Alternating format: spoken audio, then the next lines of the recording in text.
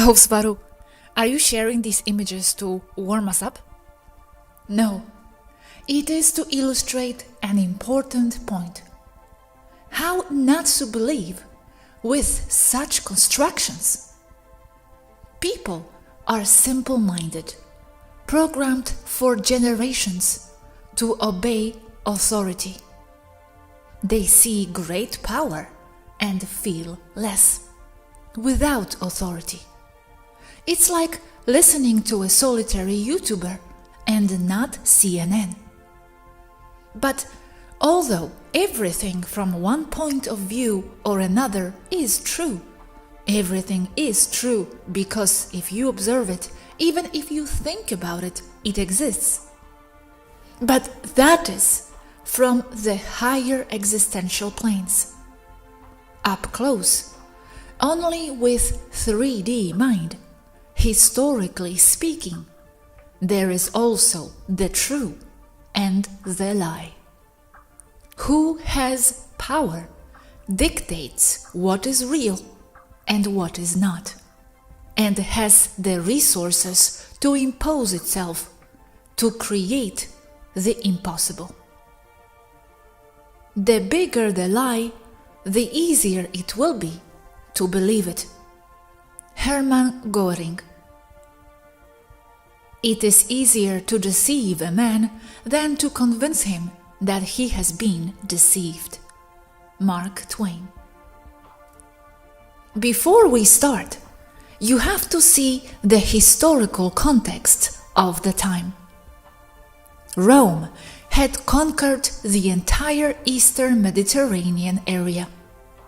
Egypt had fallen a few years earlier with Cleopatra. Rome was no longer a republic. It had become an empire. The Roman Empire was vast, gigantic, and unmanageable for the resources of the time. The Roman mass media were their highways. It took weeks to send and receive information. There were revolts everywhere at all ends of the Roman Empire. In the north, revolts with the Gauls, the Celts, the Normans, and the Germans, where the name Barbaro comes from, which means little civilized, hostile, dangerous, and problematic. From bar, how those strange and primitive languages sounded to Romans next to their advanced Latin. The resources of the empire were being used to the maximum, especially the military to guard the vast borders. And there was an especially big problem in the Middle East.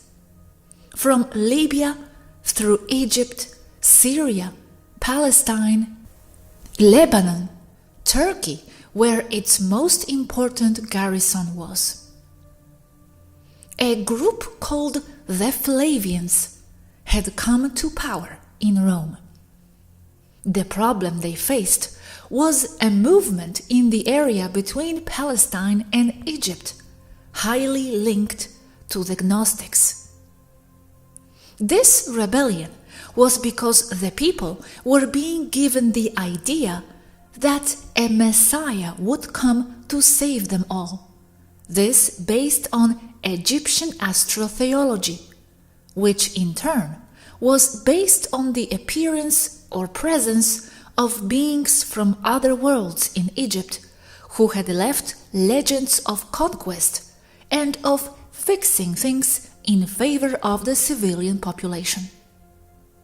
One of those stories, perhaps the first and oldest, being the appearance of Ishtar, Osiris, Horus, and later the expulsion of Akhenaten and Nefertiti from Egypt by star beings with great powers.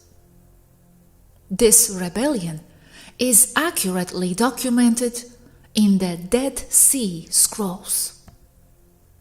The scrolls are said to support biblical testimonies, but in itself, everything is distorted for the convenience of the powerful and the church, since what is in the scrolls is a detailed account of the struggle against Rome and its occupation in Egyptian and Palestinian territory. The existence of the Dead Sea Scrolls, among other documents, and the fact that they have been hidden in caves and elsewhere, was to protect them from destruction and or confiscation by the Roman authorities after the destruction of the Library of Alexandria right at that time, just a few years before. Initial indictment. Later, we will clarify the why and how.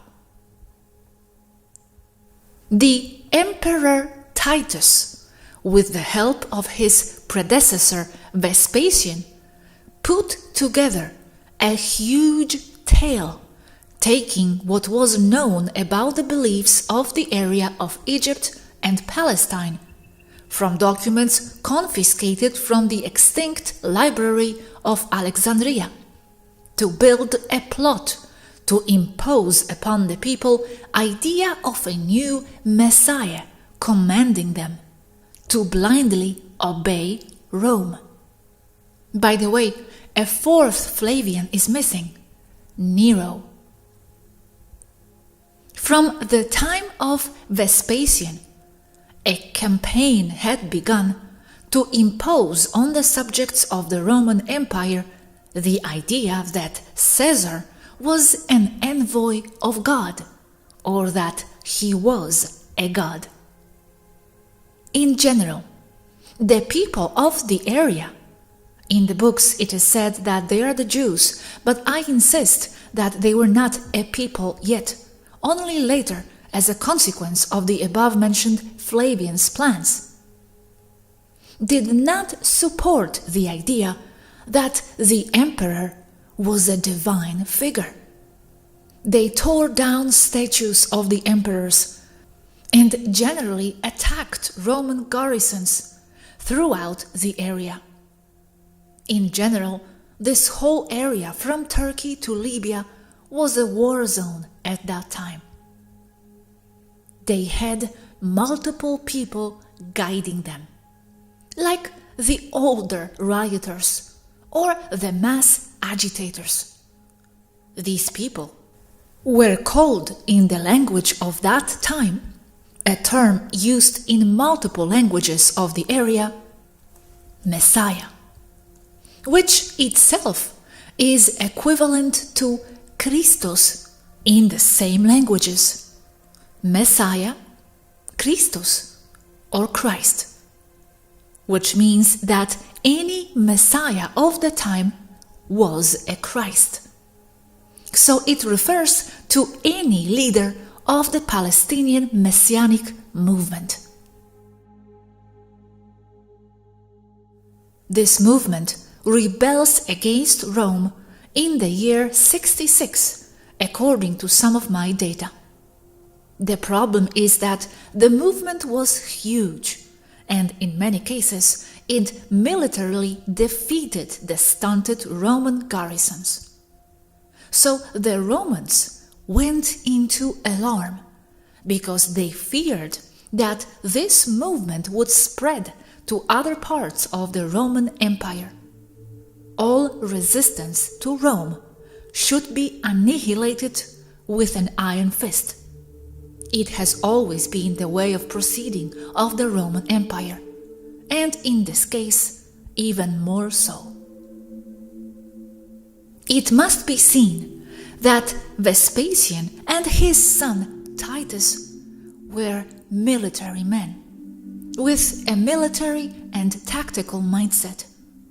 These two were the main Romans who destroyed and murdered the Druids in Britain, England, Ireland, and Gaul, and therefore they also had their eyes on everything that was Gnostic, because of the clear connection between Druids, mainly Irish, and Egypt. Ireland-Egypt connection that very, very few historians dare to see.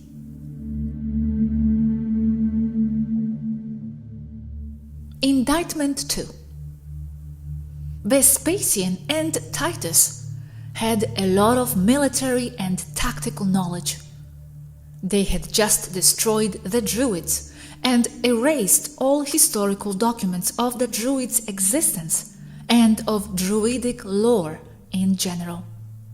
They already knew how to erase everything in their path, everything that did not suit them. At that time, Vespasian and Titus were Roman generals in the service of Nero, who, at the end of his campaigns against the Druids, called them to suppress and defeat the rebellion in Palestine, Egypt. What they did next was send a huge military force of some 70,000 soldiers to that area to suppress and crush the rebellion. They started in the Galilee region, and then they moved south. They destroyed everything in their path. During the military actions in the Galilee area, General Vespasian captured a rebel, a messiah, one of the leaders of the movement named Josephus bar Matthias, who explained him a lot about how the beliefs worked and everything concerning the movement. He presented himself to the general as a seer, and to gain appreciation and forgiveness, to save his behind, told Vespasian that he would be the next Roman emperor. In itself, Josephus committed treason against the movement because he started working for the Romans under promise that they would not kill him. As the empire was in trouble from so much rebellion and so much war, year 68, the Senate, still with some power, pressured Nero, who ended up committing suicide the following year, leaving Vespasian as the next emperor. Titus remaining as total general of the Palestine area, destroying the cities in the area completely, leveling all the temples, erasing every document of the time that had anything remotely to do with the rebellion. So Titus ended up as the great hero of Rome. The area was already defeated, but in Egypt it still continued. All the documents were destroyed, but Rome never destroyed everything, only the copies, leaving a single copy that was confiscated and taken to Rome, where they are in what is now the Vatican Library. Since what moved the rebels from Palestine to Egypt was religion, and since the Romans realized that they could never erase religion itself with the use of force alone, they set out to formulate a plan to influence the Jewish religions of the time with ideology that was convenient to the interests of Rome. Note: I use the word Judaic, referring to the group of religions in the area from Egypt to Turkey. But the name Judaic religion doesn't appear until later as a result of this campaign. Sorry, what religion was it that moved them? You say Judaic? Just that. It was not one. It was a general disorder, but all of them were based on Gnostic concepts mixed with Egyptian. Monotheistic concepts that were born from the influence of solar worship coming from Akhenaten and Nefertiti some 1200 years before. What the human textbooks refer to as Judaic religions, I just clarify that it is not my term because that came later. So, if they can't destroy it, you have to influence it and make it convenient. And it is just at this time, around the year 69, note that this is after Christ in the calendar, two currents of Judaic religion emerge, convenient to the interests of Rome, Christianity and Judaism. And they were based on new writings. All they did was promote love, and people loved the idea of peace and love and the positive. Like New Age today, it's the same, but transformed. Using people's need for peace for social control purposes. And it is here where the idea of the Messiah, Christ, Jesus of Nazareth, is found for the first time in those texts.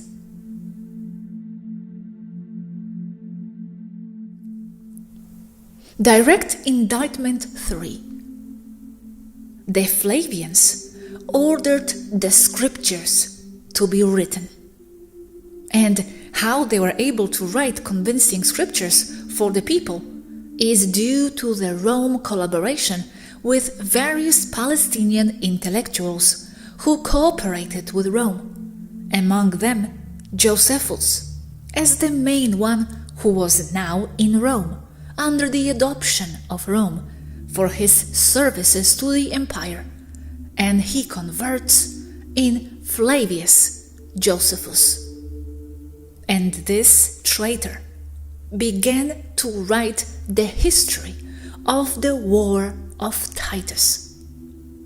And for any student of the history of Christianity, Flavius Josephus has always been associated with the origins of Christianity itself.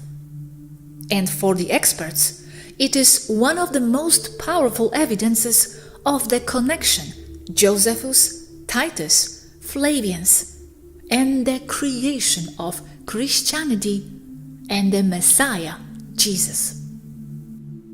Okay, I have a quick question. These movements of love and peace, by whom were they promoted?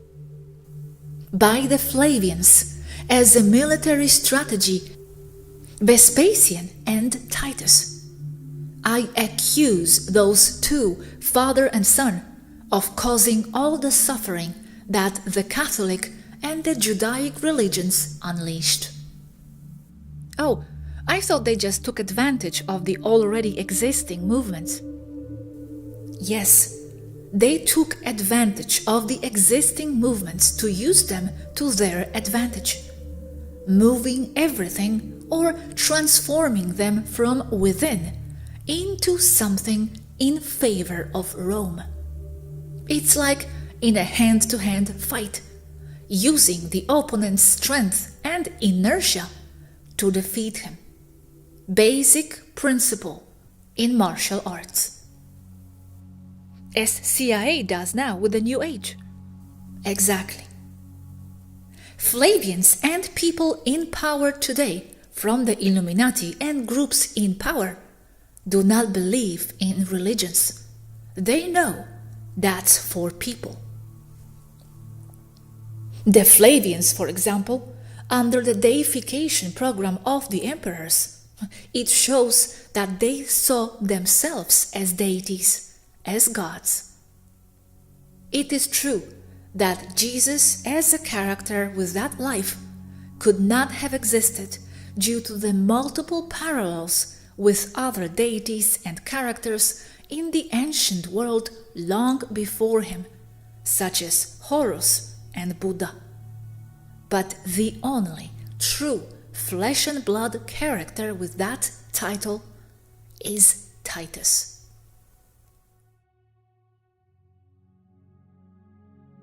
This is not just stellar information.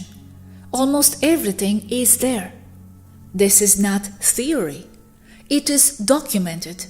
And worst of all is that it is available to the masses, at least to a good degree. But they ignore it, or do not pay attention to it, being so indoctrinated. The amount of information I have about this is enormous and complex, since it involves conspiracies after conspiracies, necessary to understand what was happening at that time.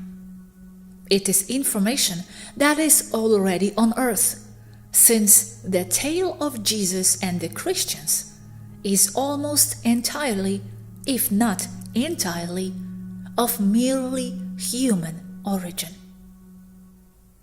In this case, contrary to what some say about how the archons create religions to control humans, while it can be argued that the Caesars, Vespasian and Titus, and of course Nero, are lizards or are led by lizards, from an earthly point of view this is a conspiracy and a distinctly human crime, with little or no participation of star races. That time in itself is characterized by the little presence in the area of the Federation teams and personnel. Notice something else, two important things that I still ponder how to handle. Conspiranoids, even the most seasoned, still believe in the historical character of Jesus. From there, they do not move. And now many are talking about a conspiracy to erase Jesus, to make people believe that he did not exist. I see this as a movement to shield their Jesus by the part of the Illuminati Jesuits. But many have already fallen into that trap. These last 2 points are important because I am sure that no one has touched them. They only go so far as to say that they are attacking Jesus and that they want to erase him. That's already extreme, but they don't go further.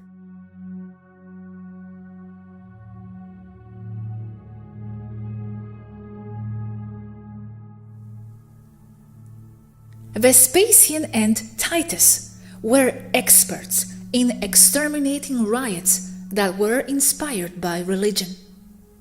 They had done it before with the Druids. Nero knew they were good, and Vespasian was their best general. Nero, Vespasian, and Titus committed a grave crime against consciousness and humanity. And it is a crime that continues to be perpetuated today. In Rome, religions were not an isolated entity or institution. They were part of the state, like a branch controlled directly from Caesar's throne. And they were seen as methods for crowd control. Christianity, Catholicism, and Judaism were created explicitly for the purpose of controlling and altering the Judaic religions of the time, to introduce religious concepts to the rebellious population so that the Roman Empire would not have to use its military force to control them. Using religion as a weapon, they could rule over their population, over their subjects. Extra important concept: Rome has not fallen. It just became the Vatican. The Pope is Caesar. This under the effect of the deification program of the Emperor of Rome, starting with Vespasian, where, when Nero fell, he ascends to the throne and is considered a living God, and the worship of this living God is imposed on the Palestinian and Galilean people, the whole area, where, by definition, Titus becomes the Son of God, further sustaining that Titus was Jesus. Not my theory, this is already documented by Flavius Josephus. Flavians, especially Vespasian and Titus, had the means, the expertise, and the motivation to create such a story to control the masses. This is weaponized religion. The myth creation of Jesus is related, or let's say it is the same as the creation of an egregor. The evidence is overwhelming against the Flavians as the authors of everything. And if someone says that there are some records of Jesus, of course there are records, because everything is set up. But there are records of who made and planted the records. The records that are used to validate Christianity and Jesus are the Gospels. And there is evidence that they were written by the assistance of the Flavians, Flavius Josephus, and two other groups called the Herodes and the Alexandrians. The latter with high content of atonist monotheistic interference coming from the time of Nefertiti and Akhenaten. All that is set up, and there is evidence. This topic is huge because the records are immense. They have had 2,000 years to perfect their religion, to create countless alternate stories, to erase documents that contradict them, and to create artifacts. But they themselves left records in the Gospels.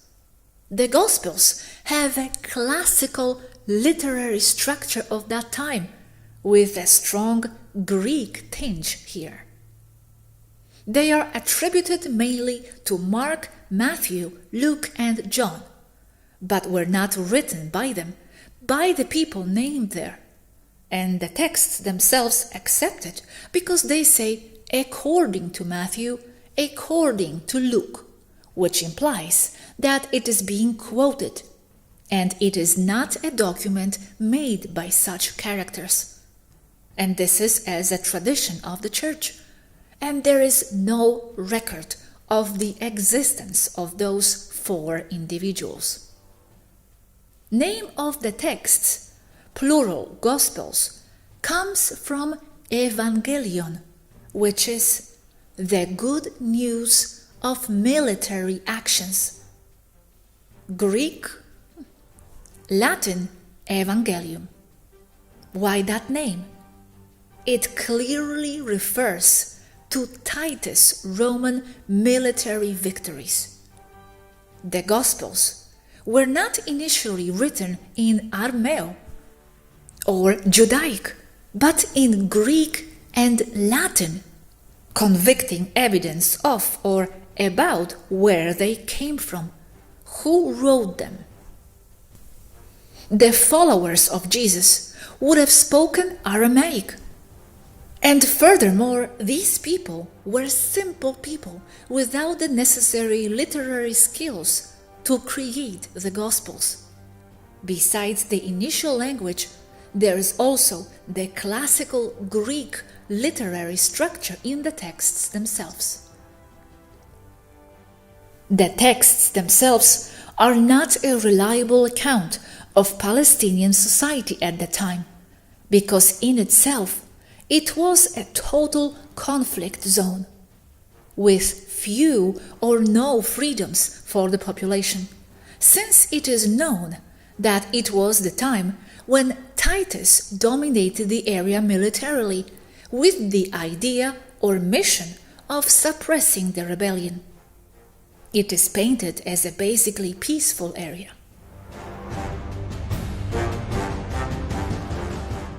The subjects in the Gospels denote a clear sweeping trend in favor of Rome, with the best known and clearest example of giving Caesar what is Caesar's. I guess it's money and possessions.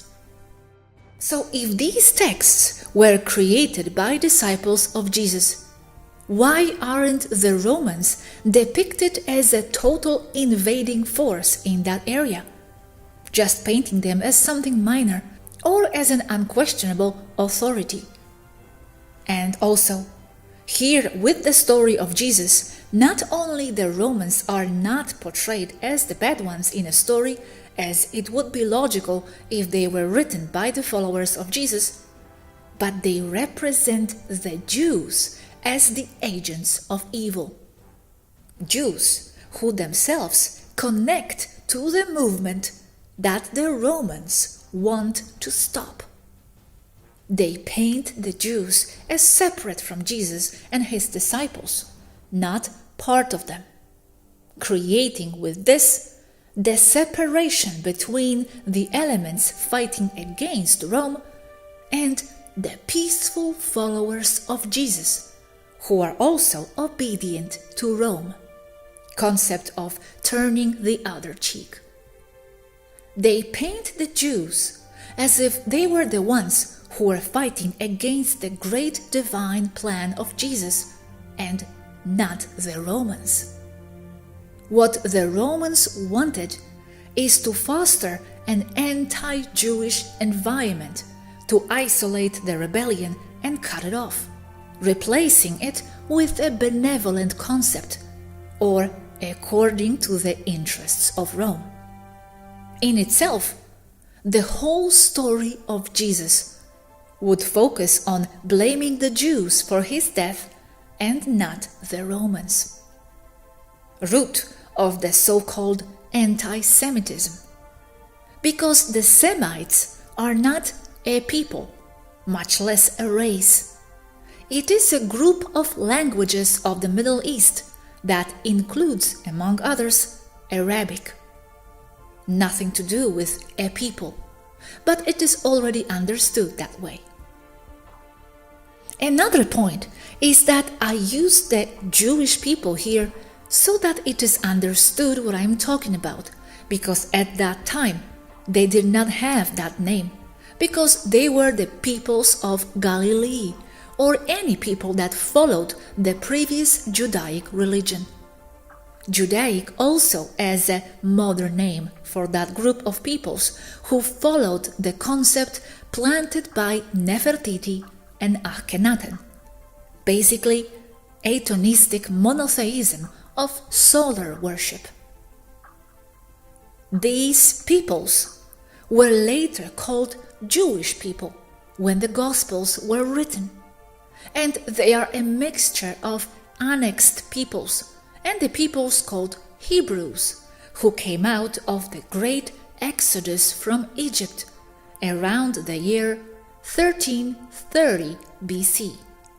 Akhenaten, Nefertiti's followers. Although these people are basically loyal to the concept of atonist monotheism, they were used as a scapegoat to blame someone for the death of the Messiah, the Savior, Jesus, as punishment for the rebellion they formed against the Roman occupation. In the Gospels, the Flavians are given continued prominence, clearly giving a not only pro-Rome perspective, but pro-Vespasian Titus.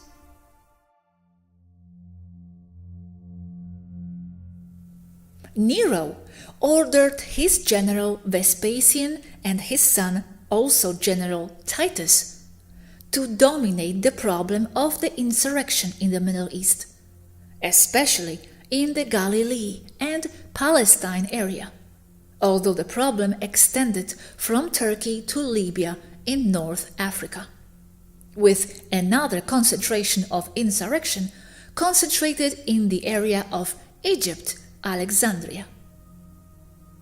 Generals Vespasian and Titus were experts in the disarticulation and destruction of religions and the insurrection of the people, having already managed to order and suppress all the barbarian peoples from Germany to England, although they also entered Scotland and Ireland to destroy the Druids by completely erasing all written records of them.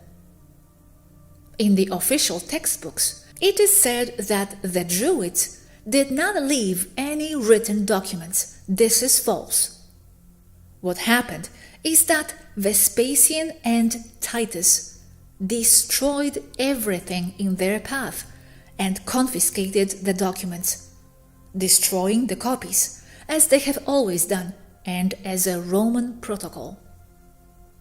Some Druidic documents were being kept by Gnostic groups in the library of Alexandria.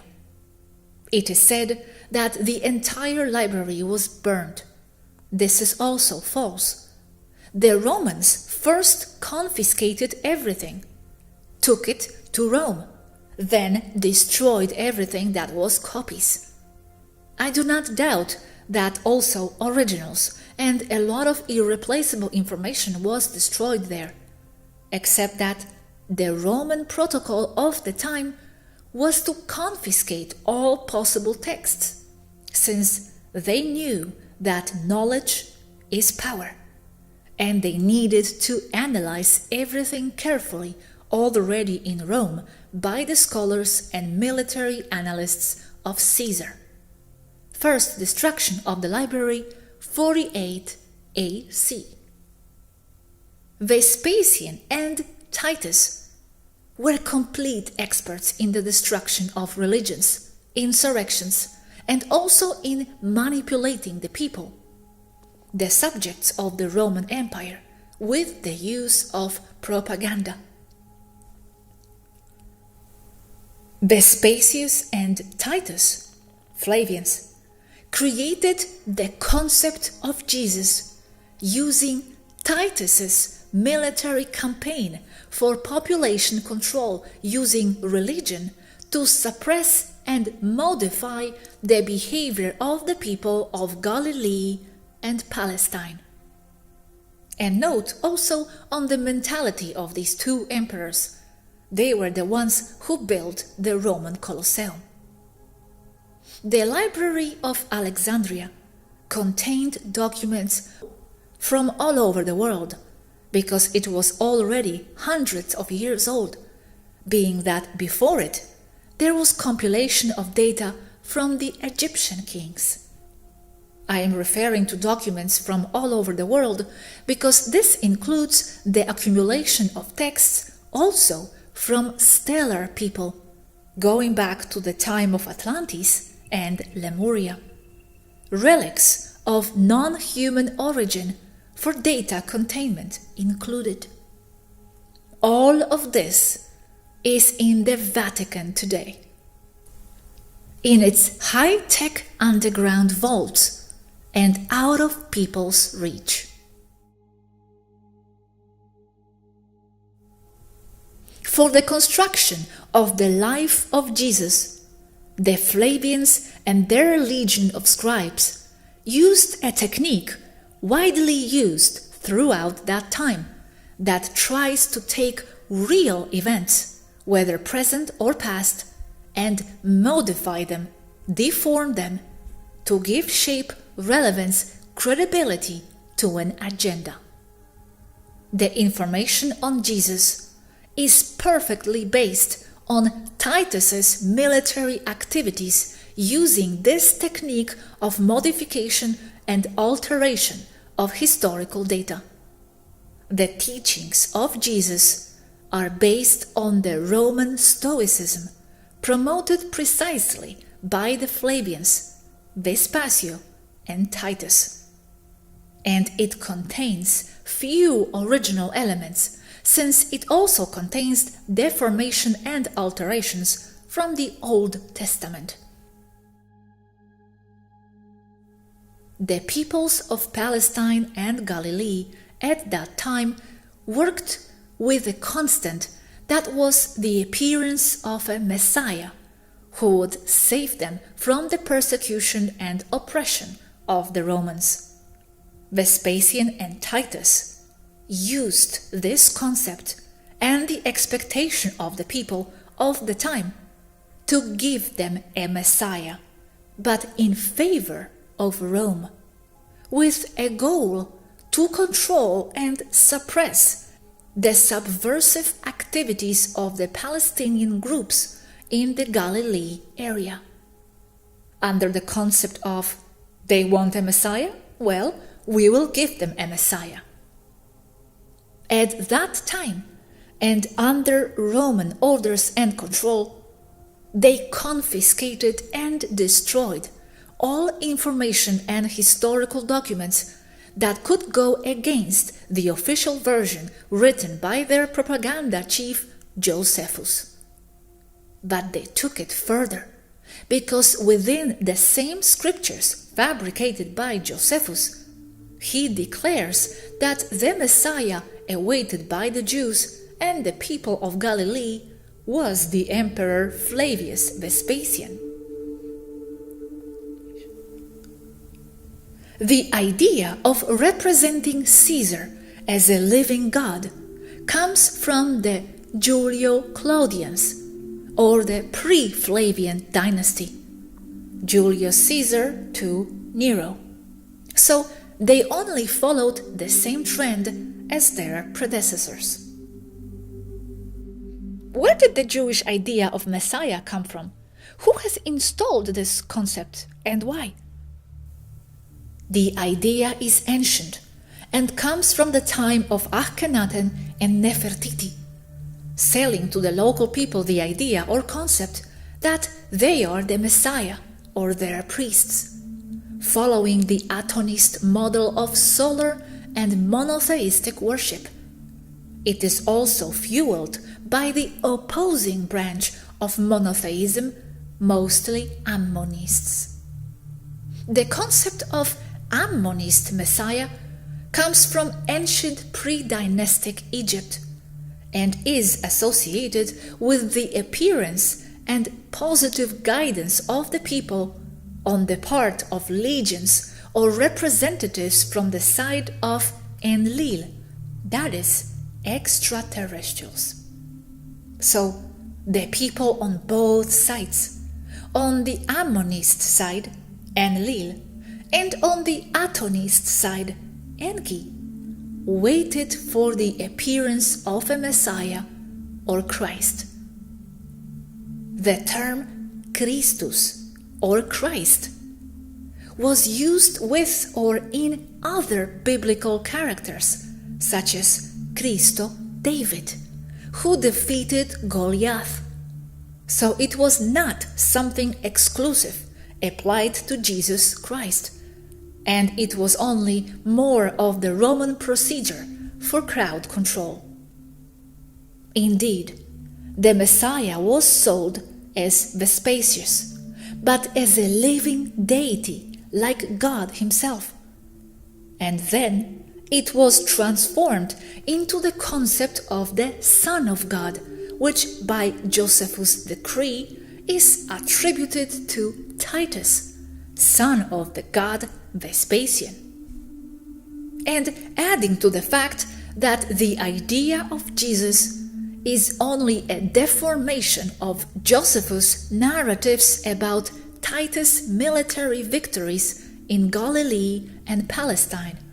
So the transformed concept was sold to the people of Galilee and Palestine, disguised with methodology, as that Titus is Jesus Christ himself, So effectively, every follower of Jesus Christ, Flavius Titus, of his teachings, Roman Stoicism plus concepts of the Old Testament, is only worshipping and giving all his spiritual power and obedience to Caesar of Rome, today still on his throne, with the name of Catholic Pope.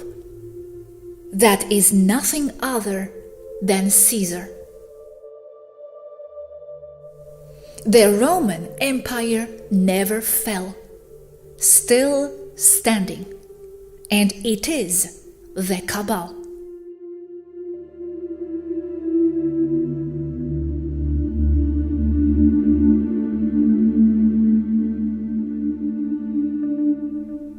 But this concept of Messiah as the positive guide of the people, have the ETs really given that, or is it some fantasy or pure human invention? It is an interpretation from the people's point of view that when an extraterrestrial person arrives from Enlil's side, the town's problems are solved. This comes from the time of Ishtar, Osiris, Anu in pre-dynastic Egypt, and it was many times reinforced by the appearance of countless visits from one or another capacity of influence over the last 10,000 years, including the most marked here, which is the expulsion of Akhenaten and Nefertiti from Egypt, on the accusation of agitators and for imposing on the people a monotheistic religion, when Egypt was characterized by its religious tolerance on the part of the re-emergence of its concept of goddess Ishtar.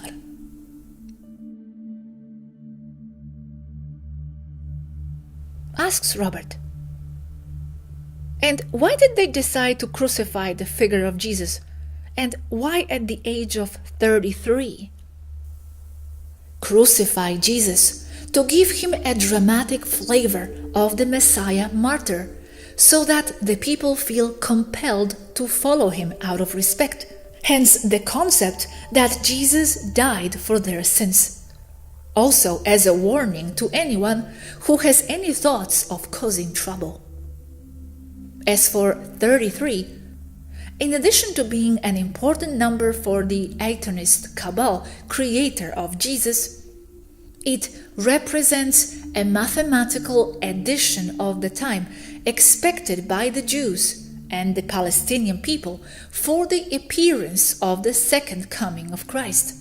That is nothing else but Titus again. Messiah first appearance, Vespasian. Second coming, Titus. This because the story of Jesus was written in such a way that it appeared that it was something that happened before his reign, still within the control and the kingdom of the Julio-Claudian dynasty, which in turn were his opponents or rivals as a group of power in Rome, and with whom they fought politically for the throne and position of Caesars. So every negative action on the part of Rome in the history of Jesus will be used as an accusation towards the rival Julius Claudian dynasty, and not the new Flavians, who are trying here to put themselves as gods. I have a contradictory data here. On earth, it is understood that on the date that Rome invades Galilee, the punishment of crucifixion was already imposed, but in my stellar data, it is clearly said that the punishment was invented by the Flavians and was not executed on criminals until after 800 AD. I myself have no way of corroborating which came first. I have an obvious tendency to believe my stellar data. Asks Robert. Question. The Old Testament, what is it? The Old Testament is essentially the story of Atlantis and everything that happened around it. It is written in such a way that it has two or more ways of understanding it: literal for normal people, or between the lines with symbolism for scholars. Taking the Old or New Testament literally is a town level, or for the people. That was the intention. It is part of a control or compilation based on very ancient texts that are strongly related to the Sumerian tablets, being that they come from the same people. There are three levels: Sumerian tablets, Old Testament, New Testament, same source and general intention. Asks Robert. Same source but not the same authors, right? No, not the same authors, because it is throughout a long period of time, a large temporal difference, but from the same group of control over humanity.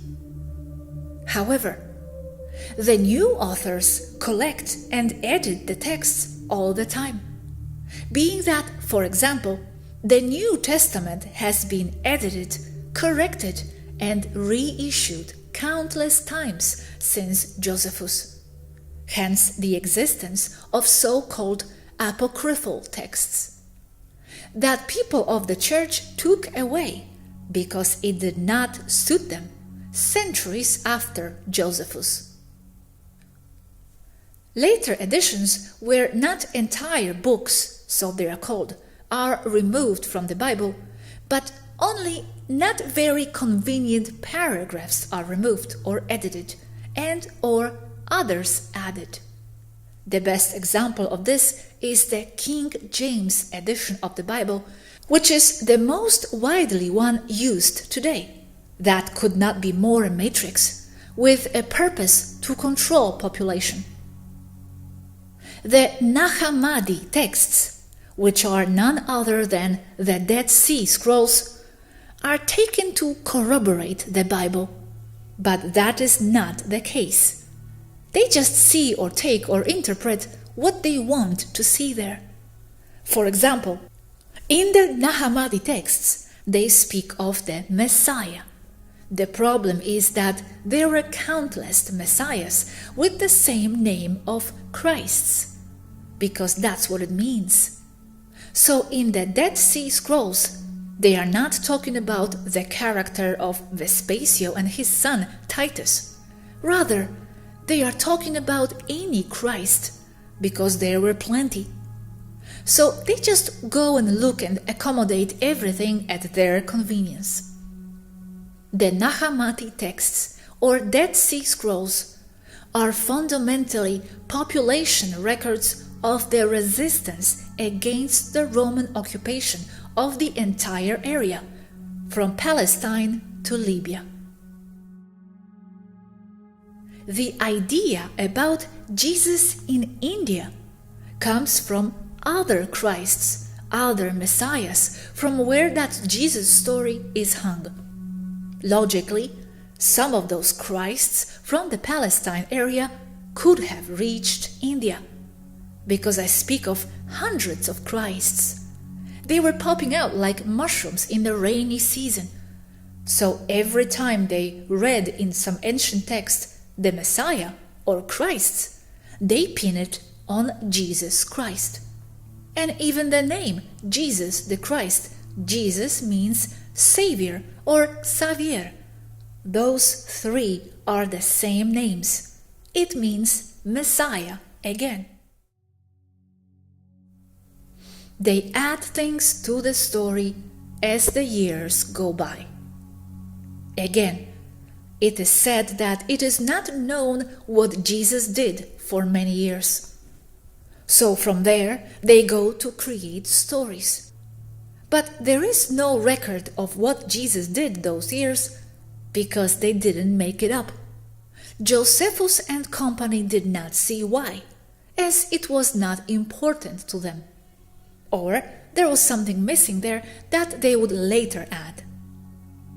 Another condemning point is the parallelism between Titus' campaign as general and Jesus' actions.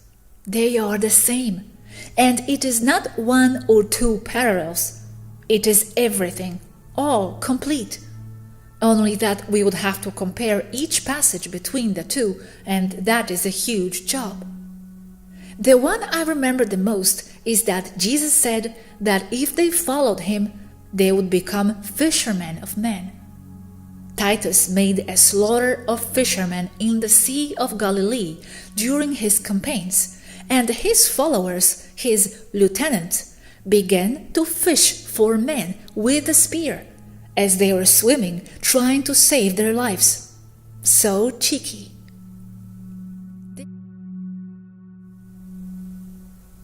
This is not an isolated example, as the allegorical parallelism between the life and miracles of Jesus can be followed in chronological order step by step, hand in hand, with Titus's military campaign. This is perfectly documented by Flavius Josephus himself. That was no other than Vespasian's propaganda minister. But many, almost all the conspiranoics, still follow Jesus and say that he is or was a being of light who came to save humanity from the archons, etc., perpetuating the lies of Roman politicians of yore. Jesuits, do you think they know that Jesus did not exist? Or have even they fallen into the trap? Good question, and the answer is definitely yes. They know, and they continue to perpetuate it for crowd control. While I don't doubt that lower-ranking Jesuits still believe that, those at the top, no. From what other researchers have found, in addition to us when studying the context of this topic, the same thing happens with any other branch of human knowledge, be it scientific, political, economic, or religious. We have come to realize that theologians are seriously monitored and controlled by the religious elites, in this case by the Jesuits, who, as we have said before, are none other than the Illuminati. No difference. When a researcher comes to the subject of Jesus, Old or New Testament, Gospels, official and apocryphal alike, if they don't have the credentials imposed by them, the Illuminati Jesuits, they are systematically attacked from that side, as it happens with the official scientific branches of the earth. If it does not fit in with their way of seeing things, it is not taken into account. I myself have seen while researching the New Testament subject that unofficial researchers face a series of lengthy slanders and strong discrediting mechanisms, being that the official theologians of the Jesuits always allege that independent researchers do not have the studies and credentials to be considered as experts on the subject, since the latter have doctorates in history, for example. To be taken into account as a researcher in matters of theology, one must come from a context of official studies within the official Jesuit educational venues, where they are forced to take an oath that they will not attack the conglomerate and the order when investigating their subjects in the present or in the future. Normal people in the public do not have access to the information I am providing here, being that it will be almost impossible for them to filter thousands of texts, books, and videos made with enormous economic resources and labor, of what is true and what is a lie. The average person will only take as trustworthy what comes from media with official credibility. The same as Mesoamerican Indians upon the arrival of Cortez. They will be impressed with the glass beads and glittering things like crows, impressed with graphics, expensive performances of biblical scenes, photographs, celebrity art, and volume of information, taking it as true only because most experts say so. Experts that I at this time accuse of being in sync and in collusion with the control agenda of the Jesuits. Another order besides the Jesuits that I accuse of hiding the truth, and although they are many times intertwined, are the Masons, which I have found to be the same as priests of the solar god Aten, following the monotheistic ideas imposed by Nefertiti and Akhenaten, from which it takes his name. Checking spelling of name never used before. The name Gahonam, secret society, does not exist in the red. I can't know what its grammar is because I just heard it. I haven't read it. It sounds like, phonetically, Ga-ho-nam.